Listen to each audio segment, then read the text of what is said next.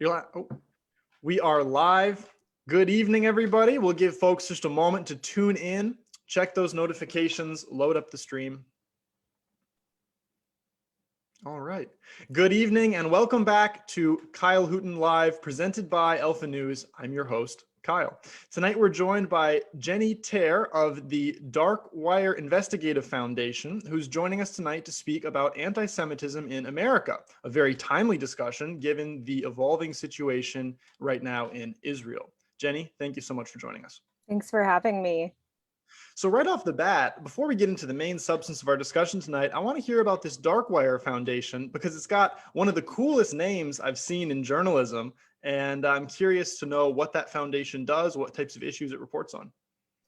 So yeah, I'm glad you asked about it. Not many people know about Dark Wire. We've been around for just a few years. We started out in 2018 with a documentary, Not in Vain, and it covered the opioid epidemic. We were started by Sarah Carter, who's a veteran journalist, and specifically an investigative journalist. She's seen it all. She's been in the war zones. She's been at the border for decades, and she's still doing that.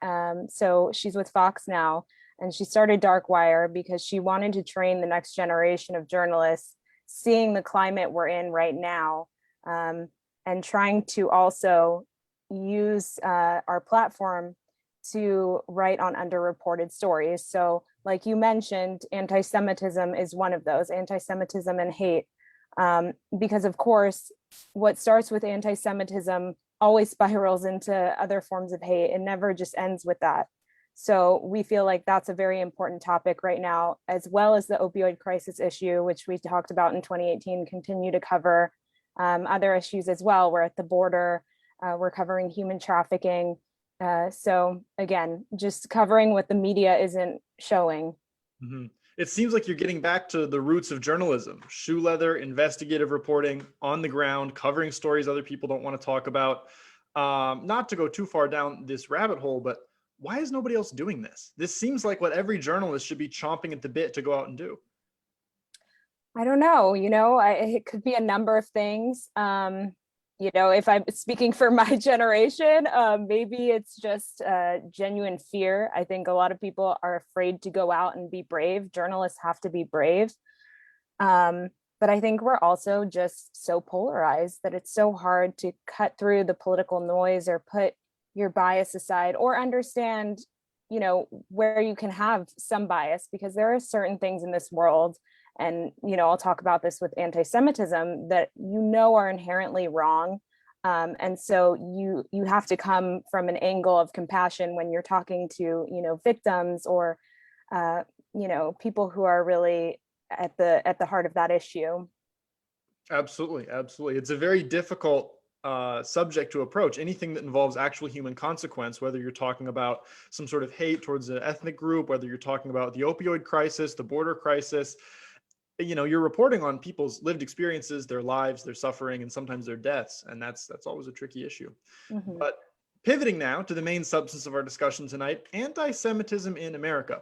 Of course, we have a very timely sort of segue into this conversation with the situation in Israel right now. Tell us, how is that playing into the broader theme of anti-Semitism?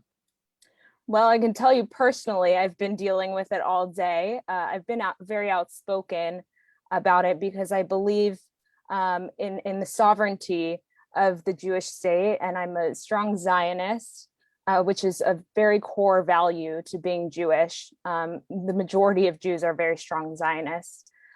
So it's important to understand that when understanding anti-Semitism. And there's a number of ways, Jewish people are advocating for this to be adopted across the board, this idea. One of those is IRA, which is a working definition of anti-Semitism that says anti-Zionism is anti-Semitism. So today we kind of saw that. I don't mean to cut you off, but could you define Zionism? Because this is thrown around a lot, and it's used as in a slanderous context, and it's used in a serious context. And honestly, I'm not entirely certain what it means. Yeah, I'm glad you brought that up. So Zionism is basically the Jewish people's right to self-determination in their ancestral homeland. It's believing in that. And so to me, it's a no-brainer. I'm Jewish. I have strong Jewish values. I was raised in, a semi-religious home. And the majority of my Jewish friends, ranging from even less religious than I was to more, are Zionists and uh, believe in our self-determination in Israel.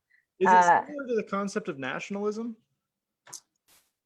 I would say it might be a form of nationalism. There's a lot of ways we rally around Zionism, and we'll go out and when I was a kid, maybe we would go to some kind of solidarity march for Israel, and Mhm. but yeah, I think we have a lot of allies as well. Mhm. But yes, we hold that belief, the majority of us, very dearly.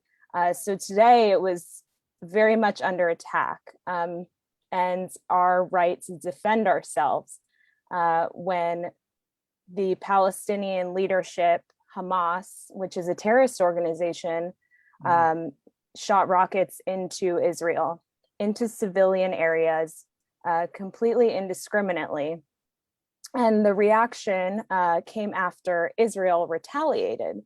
And how Israel retaliated was Israel basically targeted Hamas terrorist spots in the Gaza Strip. It wasn't indiscriminate. Of course, there were terrible casualties on both sides, um, and injuries on both sides, and it was horrific. But all of the images, to hear that 3 Palestinian children were killed, um, from one of the initial launches of rockets, it was just horrific. But to see people like Congresswoman Ilhan Omar, who unfortunately, it's not surprising nowadays, come out and say that Israel's actions are terrorist actions, and disregard what happened on the Palestinian side from actual terrorists.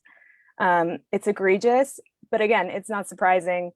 Um, we're seeing this from a number of members of Congress, and we see it time and time again. Mhm. Um, and so it's very normalized.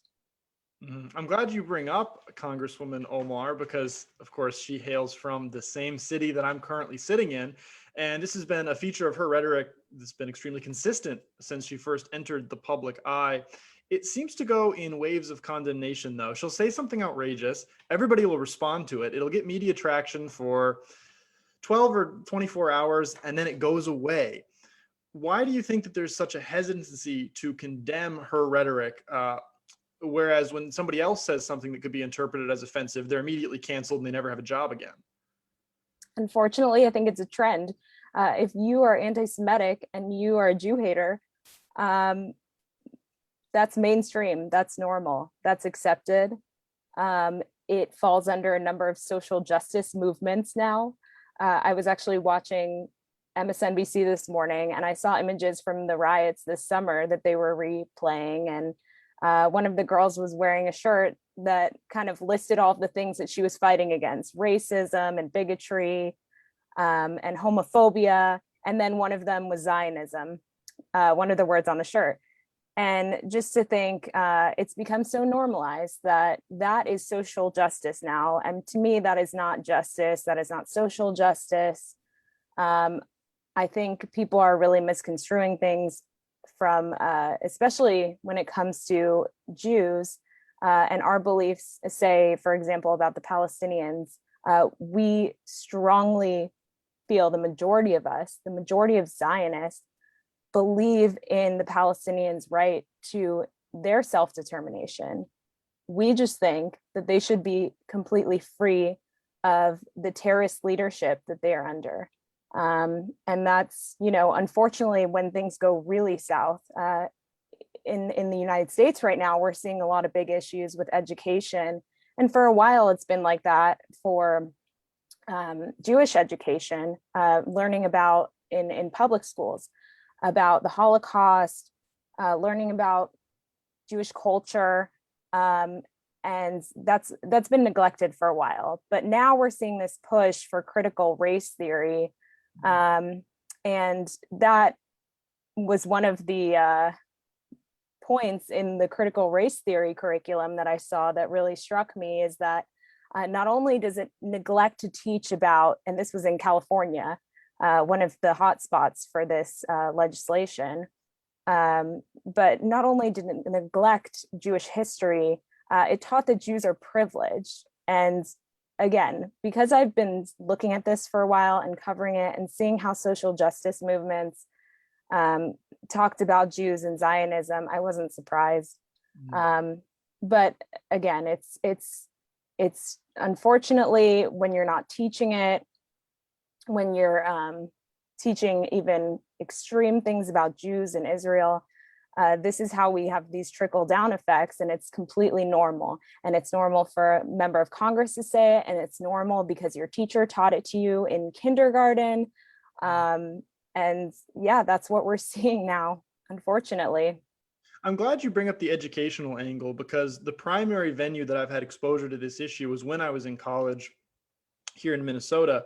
And it was so pervasive. It was taught in the curriculum. The professors were talking about these sorts of ideas, but there was also, it was literally called something, well, maybe not literally, but it was called something to the effect of Jews against Zionism. And there was this whole Jewish anti-Zionist movement on campus, and they were bringing in speakers, pretty high profile speakers.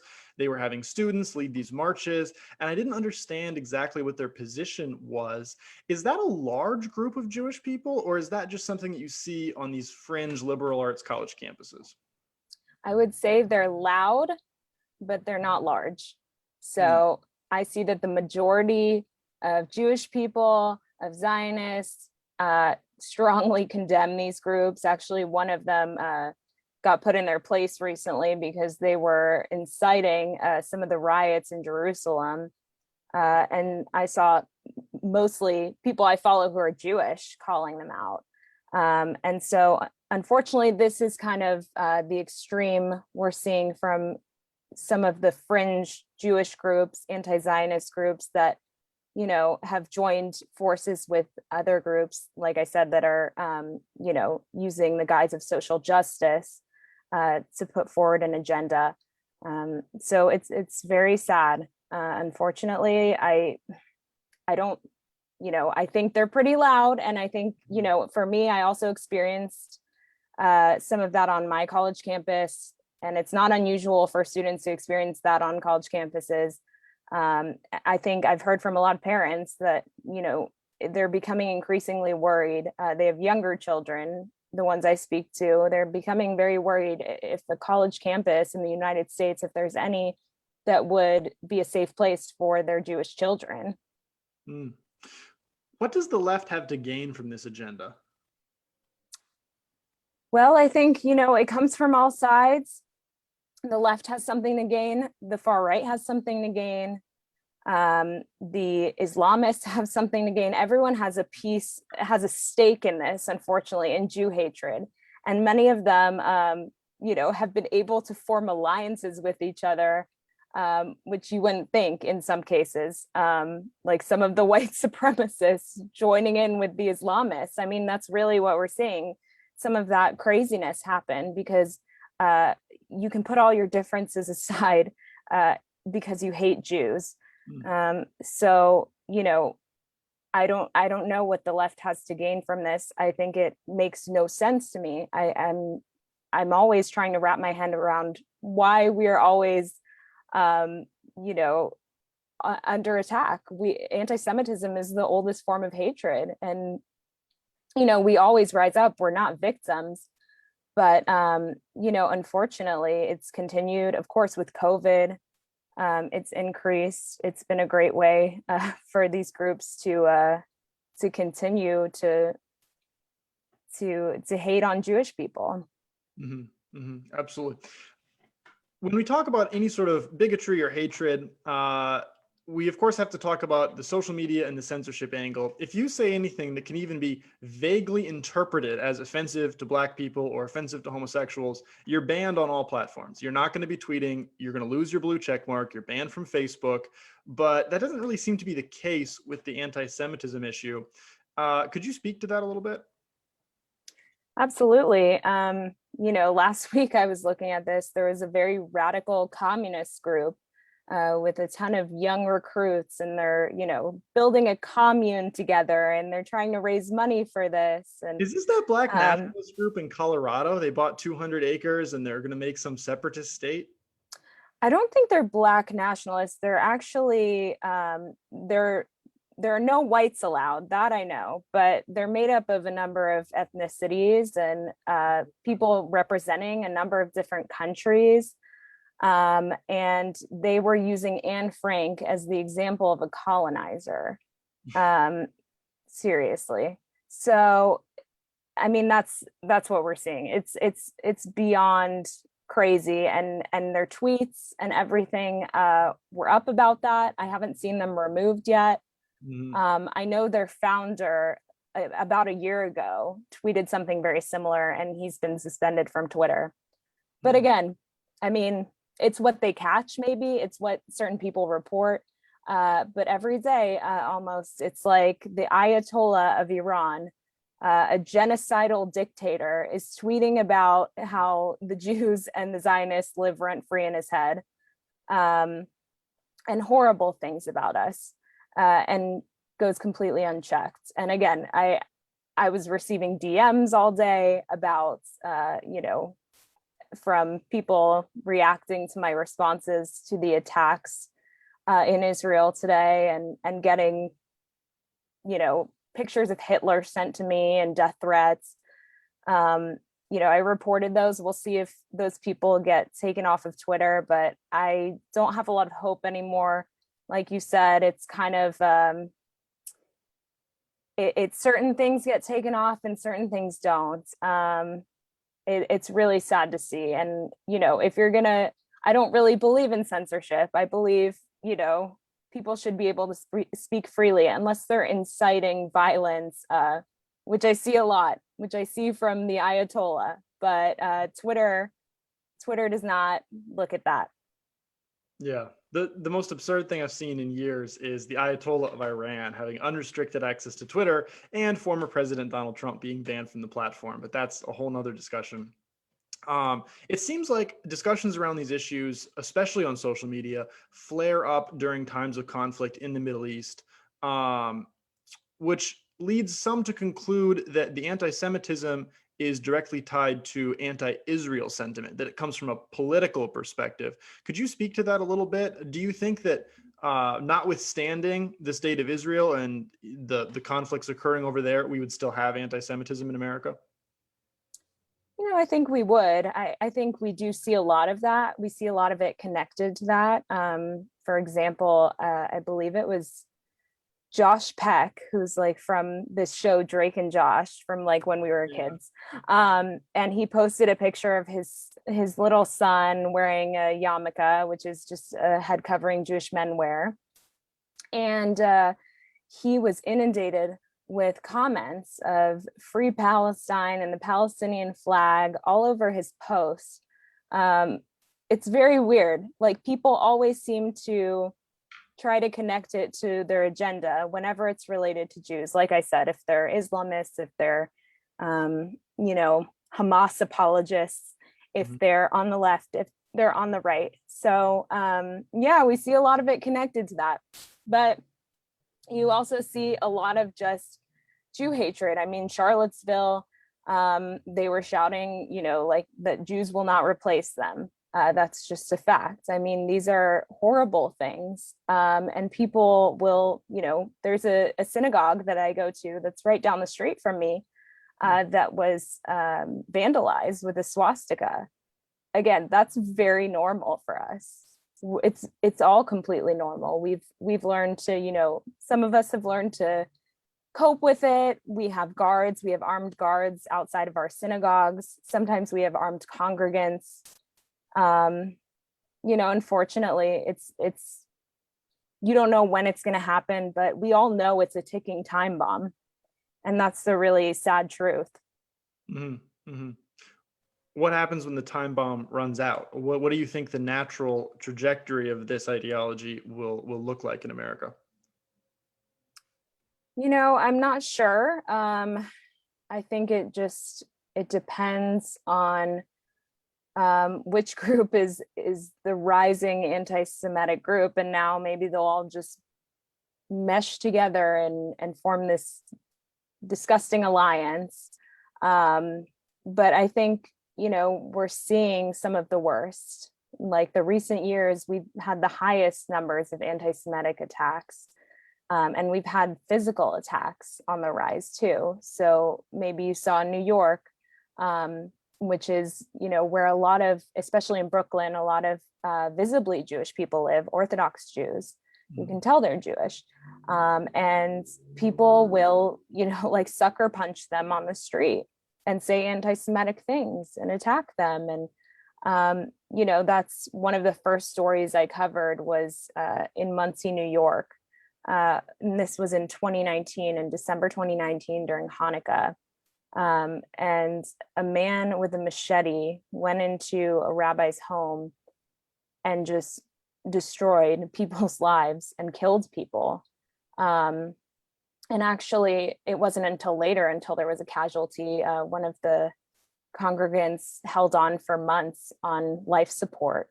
And I met with his family, and you could just tell there was a sense of frustration that no one was there to help, from these justice movements, from groups that, would rush to support victims of this kind of violence in any other case.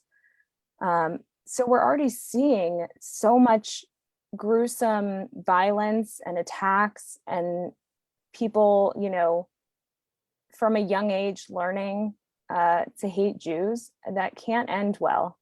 That's basically out of the Hamas playbook, if you ask me, because how do people know to hate Jews? They learn it.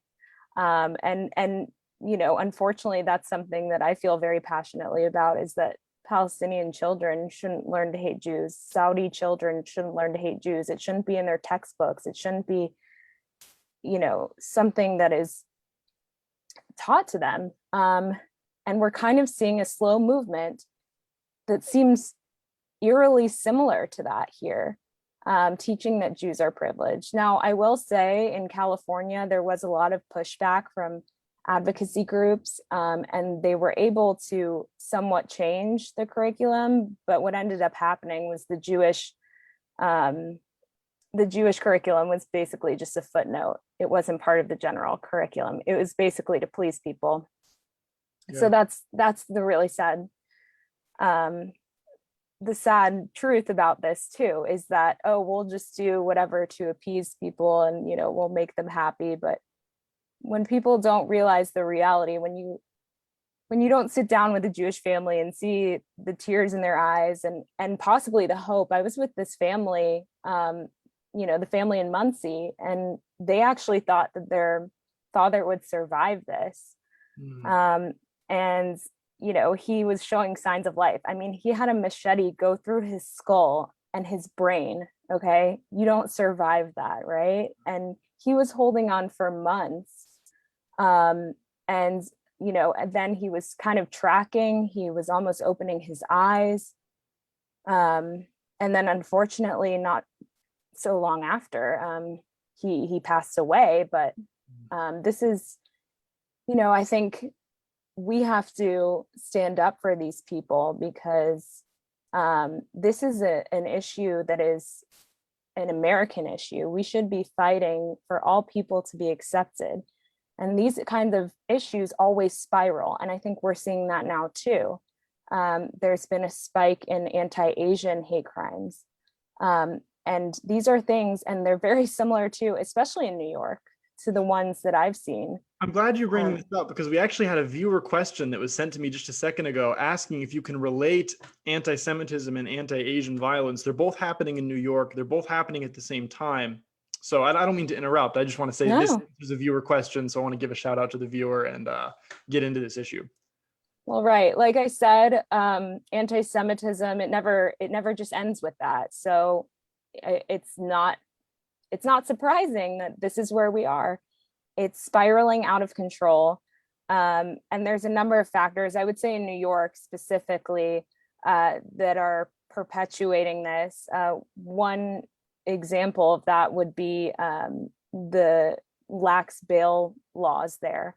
And very recently, I was dealing with a story on that when a number of synagogues in the Bronx were vandalized. A man went to, I think it was 4 synagogues, and threw rocks at their windows and caused thousands of dollars of damage.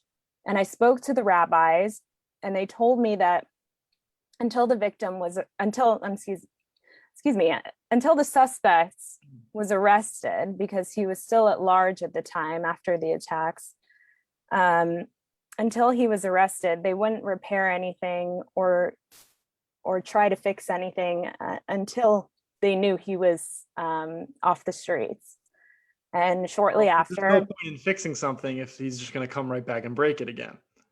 exactly, Okay. Yeah, because yeah. they know this is a recurring thing. They Mhm. know that this isn't going to stop. Now, unfortunately, what happened after this suspect was arrested is he was immediately released, basically. A judge ordered his release, and I don't know what the fate of these synagogues will be, what the rabbis are thinking to do.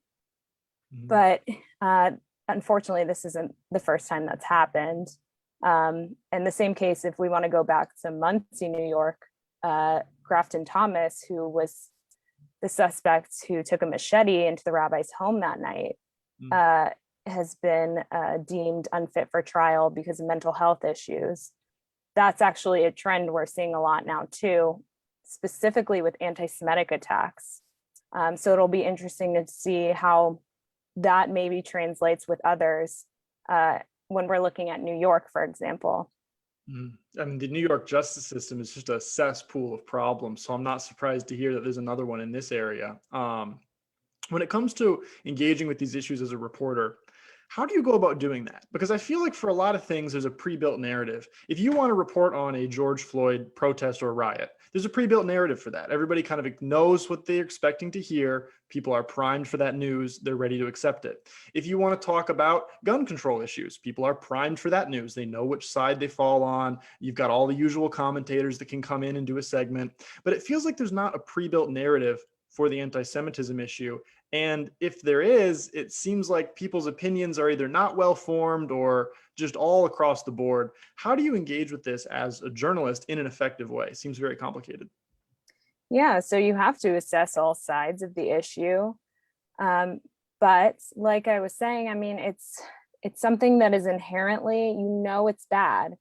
Anti-Semitism is bad. When you're speaking with a victim, when you're speaking with the family of a victim, you have to have compassion for those people. You have to show that, and this is something we really believe in at Darkwire, because, unless you see it too with your own eyes, you might not know how to cover it.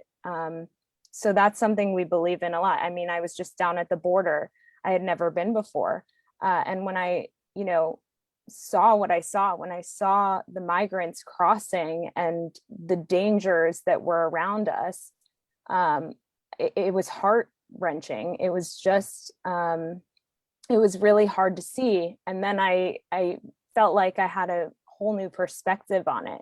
So, I believe in talking to everyone. I believe in engaging with Jewish groups, and being also a resource. People will call me when they have issues, when, their child is being bullied at a school because they're Jewish, and, they have to pull them out of school because the kid is getting death threats. So it's absolutely, you have to have compassion, and you have to see it with your own eyes. And that's the biggest thing we believe in at Darkwire. So we're not sitting at a desk speculating all day. We're talking to people, we're seeing their faces, we're seeing, the distress. We're talking to law enforcement. We're seeing what the trends are. So it's really important to never leave any detail out. Absolutely. For those of us who are just tuning in, we're on the line with Jennie Taer. She is, of course, an investigative reporter with Darkwire. She also works as a producer with the Sarah Carter Show. You've talked multiple times throughout this interview about the importance of journalists being on the ground, seeing things with their own eyes, engaging with people. You've had multiple anecdotes throughout our conversation of you meeting with families, meeting with people, talking to people as they're engaging with these struggles. I think I might have asked this at the top of the hour, but we have new viewers now. Why do you think this is something that the media has forgotten how to do? Because it's encouraging to see you doing it, but you're one of precious few. Right. It's really tough sometimes. And, I question all the time, why is this being neglected? And why is it that people don't know how to cover it? And of course, I have, a very different perspective because I am Jewish, and I've personally experienced those things. But I think there needs to be a lesson in who Jews are and, what is our spirit and what are we like on the day to day and what are we like in American communities? We care about the same issues that every American cares about. We just want to make sure that, we're able to have a job and a home and, food on the table. That's really who we are. We're just as American as anyone else. So I think one is not being treated like an other. And I think that's what's been the biggest lately with the media's coverage of the Orthodox community, is that they're viewing them as an other. And we saw this with COVID, of course. But I think if journalists actually sat down with them and spent time in their communities, and I know there are a select few that have, they'll really understand that they are just like every other American. Absolutely. You talk about Jews being treated as an other group, and that brings me back to these ideas of critical race theory and privilege and this strange racial hierarchy that the left seems to be constructing. Why do you think it is that Jews are exempt from the quote unquote privileges that these leftists are granting? It seems like every non-white group gets special exemptions and special, treatment, not to be too blunt about this, but it seems to get basically special treatment from the left, except for Jewish people. Why the exemption? I don't know. I honestly, that is a question for the ages. I don't know why we're treated like that. I've heard, Jewish people, we have all different political ideas, and we are on the right and the left and the middle. And each one of us, wherever we fall on that spectrum, have found that we're excluded from one side of it, from one extreme. And so, I don't know. I don't know why. I don't know. It's a very sad state of affairs, but that's something, we've learned to cope with and that's why we're not victims. We have learned to basically run the show for ourselves and to stand up ourselves, and to form alliances across any divides within the Jewish community, whether it be politics or anything else. And that's also why our belief in the Jewish state is so important, because that is the backbone to our beliefs. Absolutely. Absolutely. You touched on something that I was wondering in the back of my mind, and that is there a left-wing, right-wing divide within the Jewish community? You seem to suggest that it exists, but you have more pressing issues to deal with. Right. I think, of course it exists. We, don't all think the same, and it's amazing. But yes, I think for the most part, we've learned to put those aside. Unfortunately, I think it's because of experiences when, a Jewish student goes to an LGBTQ march with their Israeli flag, that's, a rainbow flag with the Star of David, and they're rejected. And this is something that actually happened, and they're rejected because of that. It starts to make you question what's really going on. And, the same goes for any side of the political spectrum. But I think right now, these social justice movements, it's been very hard for Jews to grapple with their beliefs, in fighting for others' rights, because we also believe in that. We also believe in fighting for justice. So when you see people at any kind of march, you name what kind of social justice movement is, like I was saying, that Zionism is equated with racism, you feel not so welcome. You feel hated. So yeah, we've really had to fight on our own. Absolutely. Please don't interpret this next question as me sort of reducing this issue to a political science. I don't mean to do that at all. But where do you predict the Jewish community at large will vote in the next election and beyond that? Because it seems like this rejection by the left, it must sting for a lot of people. Right. I'm not sure. I think that'll be interesting to see. We did see a lot of Jews vote for Trump. I think it was about 30% I think it was in 2016, I'm sorry. Mm. And maybe in 2020, we saw a similar trend, but I think, Jews tend to vote more liberal in the US. So I think that'll probably stick. But I think maybe it's possible some people will shift. It just depends on where they stand on a number of issues. There's really no telling. Like I said, we're Americans. We believe in many different things. It's not just about Israel when it comes to voting. It's not just about issues that only relate to us.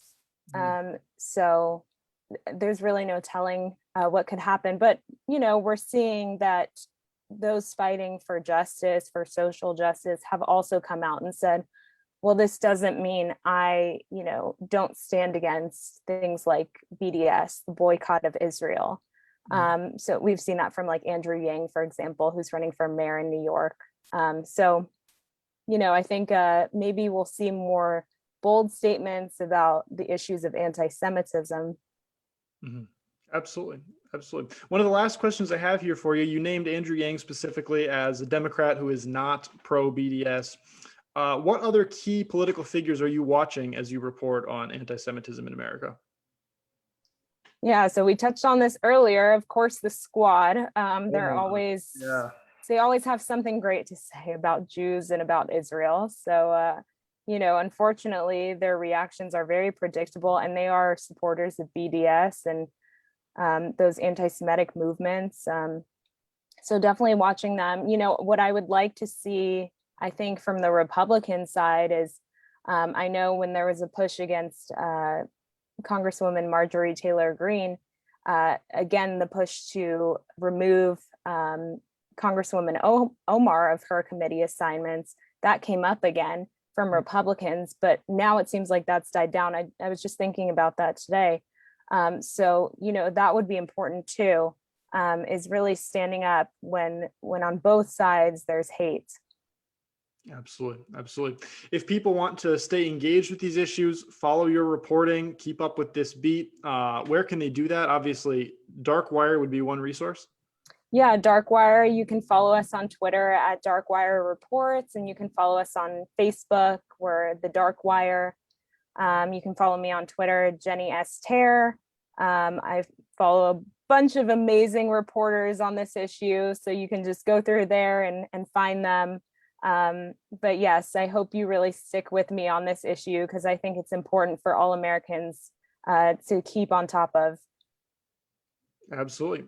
Follow Jennie on Twitter, follow Darkwire on Twitter. Again, Darkwire is just such a cool name. Like, very few outlets have a name as cool as Darkwire. I like to think Alpha News is up there, but you might have us beat. Jennie, thank you so much for coming on the show tonight. And to our viewers, thank you for tuning in. Have a good night and God bless.